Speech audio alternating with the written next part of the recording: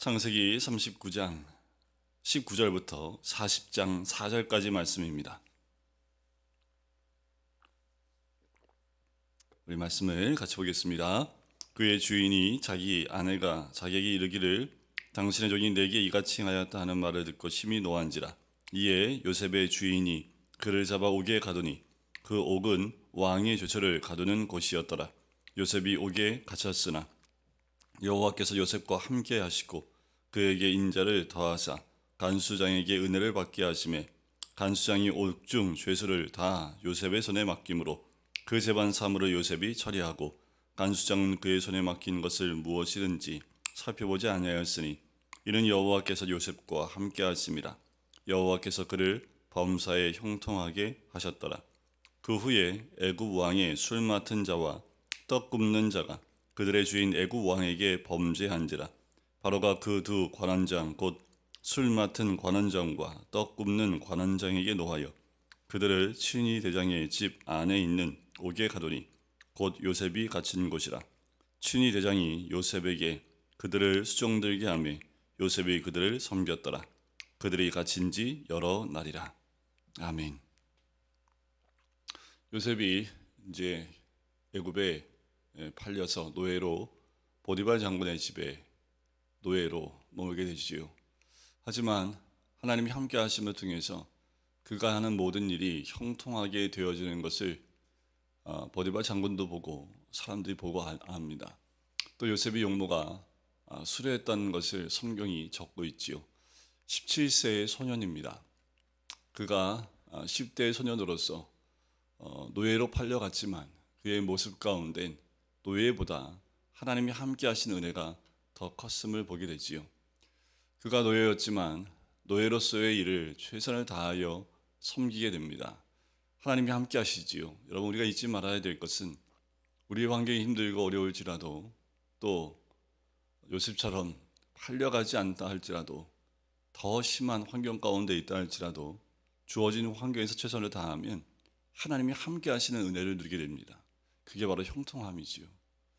우리의 환경과 처지가 내가 생각지 않은 곳으로 하나님이 이끄실 때에 그때 주어진 환경에 최선을 다하는 그 모습이 우리 믿는 자들의 모습인 줄 믿습니다. 신세한탄하고 내가 왜 이렇게 살아야 되는지, 왜 이런 환경 가운데 이런 고난을 당해야 되는지 하며 신세한탄하고 원망하기 시작을 하면 하나님이 함께 하실 수가 없지요.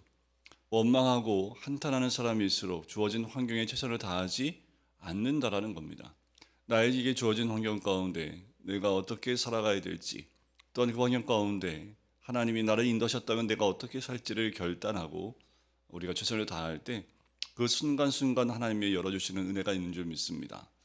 자, 그렇게 믿음 가운데 또 하나님을 신뢰하는 가운데 무너지지 아니한 요셉이 최선을 다하는 가운데 또 하나의 시험이 닥쳐오지요. 보디발 장군의 아내가 유혹하는 겁니다. 하나님을 두려워해서 끝끝내 거부했지만 오히려 오해를 받게 되어지고 보디발 장군이 요셉을 감옥에 가두는 그 사건을 오늘 우리는 경험하게 됩니다. 요셉이 무엇을 했습니까? 한 건 아무것도 없습니다. 단지 죄를 범하면 안 되었기에 보디발 장군에게도 죄를 범하면 안 되겠지만 하나님 앞에서 죄를 범하면 안 되었기에 요셉은 끝까지 거부하고 그 자리를 피하고 자기가 할 수 있는 모든 방법에서 그 악에서 벗어나려 했지만 오히려 어둠의 영은 그를 더 유혹하지 못하니까 그를 감옥에 가두는 일을 저지르게 됩니다. 감옥에 갇히게 돼요. 그 감옥은 어떤 감옥이냐 하면 20절에 보니까 그 옥은 왕의 죄수를 가두는 곳이었더라 라고 나오지요. 그 말은 지금으로 말하면 정치범 수용소를 의미합니다.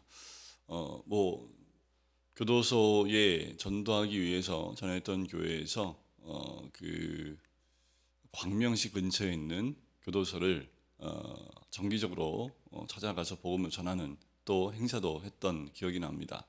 그런데 교도소마다 그 교도소의 색깔이 있더라고요. 죄수마다 모든 교도소에 죄수가 다 섞여 있는 것이 아니라 정치적인 부분 또 뇌물이나 살인이나 뭐 여러 가지 그 죄수가 있는데 같은 부류의 사람들을 가두는 곳이 교도소가 다 따로따로 있더라고요. 저도 몰랐는데 지금 이 정치범 수용소는 정치적인 부분이기 때문에 이때 당시에 이 애굽에서는 가장 어두운 곳이고 가장 힘든 곳이 정치범 수용소였습니다. 저 북한도 마찬가지겠지요. 정치범 수용소라고 하면 살아서 나올 수 없는 곳이겠지요. 지금 이 보디발 장군의 집에 있는 이 왕의 제수를 가두는 곳에 요셉을 가둡니다. 그 말은 요셉이 갈 수 있는 가장 안 좋은 곳으로 떨어지게 됐다는 것을 의미해요. 빛도 들어오지 않습니다. 이제는 이러지도 못하고 저러지도 못하고 완전히 죄인된 꼴로 노예였기 때문에 보디발 장군이 죽이려고 하면 얼마든지 죽을 수밖에 없는 상황입니다. 그런데 21절에 보니까 여호와께서 요셉과 함께 하세요. 감옥에 들어가기 전에 함께 하셔서 감옥에 안 들어가게 하시면 되지. 감옥에 들어갔는데 감옥에 함께 하시는데 하나 더 합니다.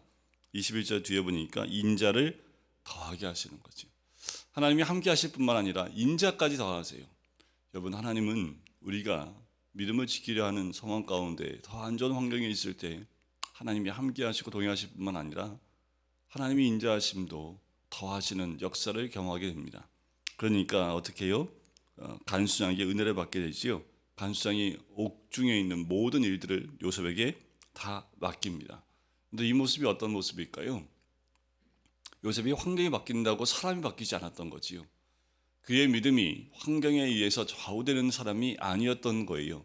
환경이 더 안 좋고 환경이 더 괴로운 환경이라 할지라도 그가 죄수로서 해야 될 일들을 감당하기 시작을 합니다. 간수장이 보고 이 감옥에 있는 옥에 있는 모든 일들을 조금씩 맡기다 보니까 이 요셉이 하는 일들이 너무 지혜롭고 최선을 다해서 섬기는 모습을 보고 간수장마저 옥의 모든 재반 사물을 다 요셉에게 처리하게 하는 거지요. 간수장이 맡기지 않은 것이 없어요. 그렇게 맡긴 것은 살펴보지도 않습니다. 그만한 신뢰가 이루어졌다는 거지요. 여러분, 우리가 세상 가운데 믿지 않는 자들에게 이런 신뢰를 받을 만한 그런 신실함이 우리 가운데 있어야 될 줄 믿습니다. 예수 믿는 사람 전매 특허 신실함입니다. 누구를 만나든 어떤 일을 하든 최선을 다하는 또 그와 관계된 믿는 자와 맺어진 모든 사람들은 그 믿는 자의 신실함을 온전히 믿어서 어떤 걸 맡겨도 그 맡긴 걸 점검하지 않아도 일이 잘 풀리고 또 일이 잘 되는 것을 아예 신뢰하고 맡겨버리는 거지. 예수 믿는 사람은 어느 환경에도 이 모습을 잃어버리면 안 된다라는 거지요. 요셉은 그랬습니다. 자, 왜냐하면 여호와께서 요셉과 함께 하셨기 때문이라는 거예요. 이것이 요셉이 하나님과 함께 하심을 통해서 그 모든 일들이 맡겨진 것이 없이 지혜롭고 모든 일들이 잘 풀려나갈 수밖에 없는 근거가 여기 있는 거지요. 그런데 참 재밌는 말 한마디가 더 있습니다. 23절 끝에 나오는데 그를 범사에 형통하게 하셨더라는 거예요. 형통의 진정한 의미, 여러분들 범사에 형통했다는 게 무슨 의미입니까? 우리는 우리 일신상에 내가 원하는 대로 모든 일들이 다 잘 되면 범사에 형통한다 이렇게 얘기를 하지요.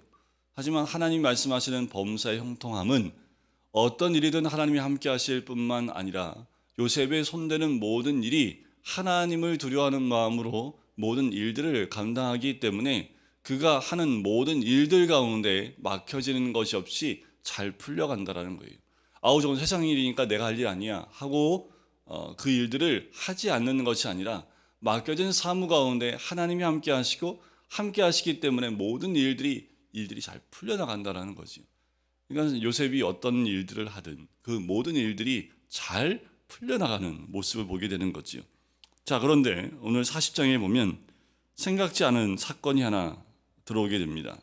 애굽 왕의 술 맡은 자와 떡 굽는 자가 애굽 왕에게 범죄해서 바로가 노하여 이 두 관원장을 이 친위장 집에 있는 옥에 가둡니다. 요셉이 갇힌 곳이에요. 이 두 사람은 왕의 가장 책찍거립니다. 왜냐하면 술 맡고 떡 맡은 자들이기 때문에 가장 왕이 신뢰할 만한 사람들이에요.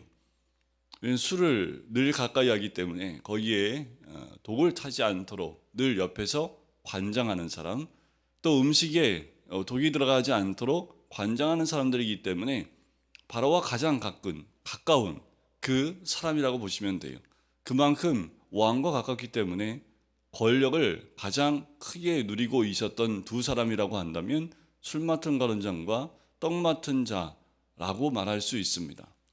어쩌면 바로 다음으로 이 애굽의 모든 정치를 다 꿰뚫고 있는 두 사람이 이제 바로에게 죄를 범하고 이 바로의 노가 이 두 관원장을 친위대장 집안에 있는 옥에 가두게 합니다.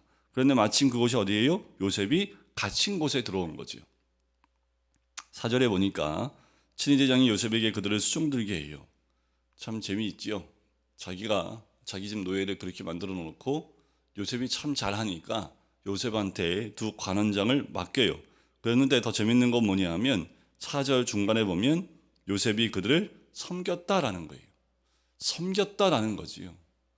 여러분들, 요셉이 지금 상황이 어떻습니까? 아무리 형통하고 그렇다 할지라도 최고의 권력자 두 사람이 딱 들어왔는데 그들에게 뭘 먼저 제일 얘기할까요? 지금 가장 시급한 게 뭐예요? 난 죄 지은 거 없는데 내가 오해를 받고 여기 들어왔다고.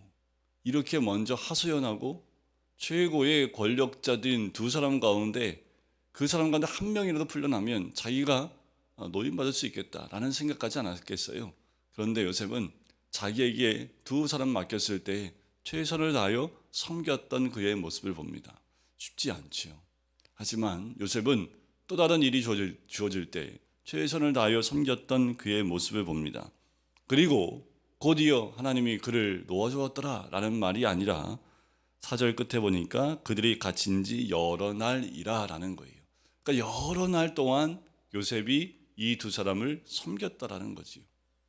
우리는 잘 알고 있듯이 이제 내일 우리가 보게 될 말씀 가운데 이 두 간원장의 꿈을 해석해주는 요셉의 모습을 보지요.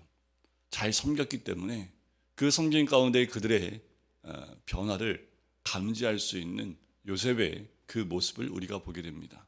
여러분, 오늘 우리가 이 요셉을 통해서 또 한 가지 배워야 될 것, 상황과 환경에 휘둘리지 않고 하나님만 바라보고 또 하나님만 바라보는 사람의 신실함이 믿지 않는 모든 자들에게까지 영향력을 끼치는 그 모습을 보게 됩니다. 오늘 하루 주와 동행하면서 우리의 신실함이 주님의 복음으로 나누어지게 되어지고 그 신실함을 통하여 하나님의 살아계심과 형통하심을 함께 누리고 나눌 수 있는 하나님의 사람이 되시기를 주님의 이름으로 간절히 축원드립니다. 기도하겠습니다. 사랑하는 주님, 감사합니다. 하나님, 우리로 하여금 이 요셉을 통하여 깨닫게 하시는 하나님의 은혜를 누립니다. 하나님, 요셉이 신실하여 하나님을 두려워함으로 하나님을 온전히 섬길 뿐만 아니라 주어진 모든 것 가운데 최선을 다하는 그의 모습, 환경에 지배되는 모습이 아니라 오직 주님만 섬기며 주어진 환경에 최선을 다하는 그의 모습을 보게 됩니다. 하나님, 우리도 그 신실함을 잃어버리지 아니하고 늘 하나님이 우리에게 신실하심처럼 우리도 우리의 삶 가운데 그 신실함으로 우리에게 주어진 모든 환경 가운데 최선을 다할 수 있는 하나님의 사람이 될 수 있도록 축복하여 주시옵소서. 감사드리며 예수 그리스도의 이름으로 기도드립니다. 아멘.